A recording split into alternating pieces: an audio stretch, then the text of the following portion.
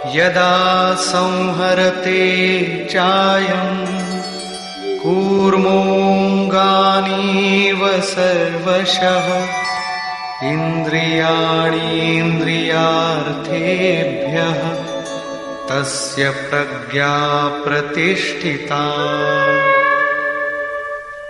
जिस प्रकार कछुआ अपने अंगों को समेट लेता है, ठीक वैसे ही ये पुरुष जब सब ओर से अपने अंगों को समेट लेता है तब उसकी बुद्धि स्थिर होती है। खतरे को देखते ही कछुआ जिस प्रकार अपने सिर और पैर समेट लेता है, ठीक इसी प्रकार जो पुरुष विषयों में विचरती हुई इंद्रियों को सब ओर से समेटकर हृदय देश में निरोध कर लेता है, उस काल में उस पुरुष की बुद्धि स्थिर होती है। किंतु ये तो एक दृष्टांत मात्र है। खतरे का एहसास मिटते ही कछुआ तो अपने अंगों को पुनः फैला देता है। क्या इसी प्रकार स्थित प्रज्ञ महापुरुष भी विषयों में रस लेने लगता है? इस पर कहते हैं,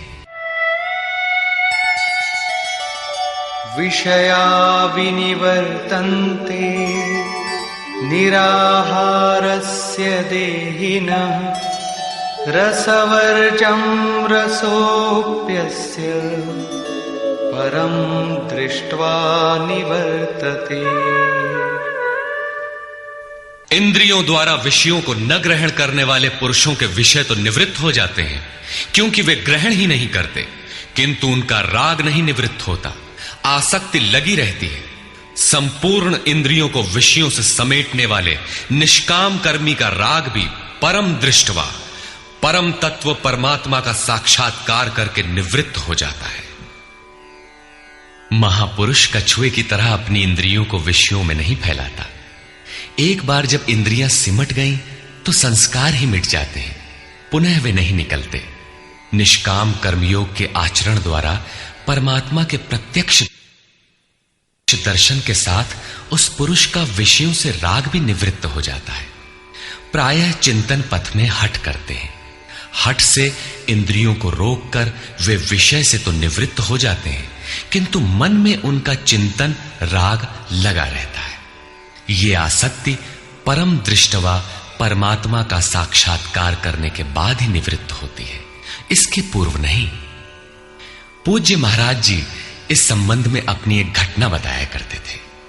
गृह त्याग से पूर्व उन्हें 3 बार आकाशवाणियां हुई थी। हमने पूछा, महाराज जी आपको आकाशवाणी क्यों हुई, हम लोगों को तो नहीं हुई? तब इस पर महाराज जी कहे, हो ई शंका मोहू के बही रही, अर्थात ये संदेह मुझे भी हुआ था। तब अनुभव में आया कि मैं 7 जन्म से लगातार साधु हूं। 4 जन्म तो केवल साधुओं सा वेश बनाए, तिलक लगाए, कहीं विभूति पोते, कहीं कमंडलु लिए विचरण कर रहा हूं। योग क्रिया की जानकारी नहीं थी, लेकिन पिछले 3 जन्म से बढ़िया साधु हूं, जैसा होना चाहिए। मुझ में योग क्रिया जागृत थी। पिछले जन्म में पार लग चला था, निवृत्ति हो चली थी, किंतु 2 इच्छाएं रह गई थी, एक तो स्त्री और दूसरी गांजा। अंतर मन में इच्छाएं थीं, किंतु बाहर से हमने शरीर को दृढ़ रखा। मन में वासना लगी थी, इसलिए जन्म लेना पड़ा। जन्म लेते ही भगवान ने थोड़े ही समय में सब दिखा सुनाकर निवृत्ति दिला दी। 2-3 चटकना दिया और साधु बना दिया। ठीक यही बात श्री कृष्ण कहते हैं कि इंद्रियों द्वारा विषयों को न ग्रहण करने वाले पुरुष के भी विषय तो निवृत्त हो जाते हैं, किंतु साधना द्वारा परम पुरुष परमात्मा का साक्षात्कार कर लेने पर वो विषयों के राग से भी निवृत्त हो जाता है। अतः जब तक साक्षात्कार न हो कर्म करना है।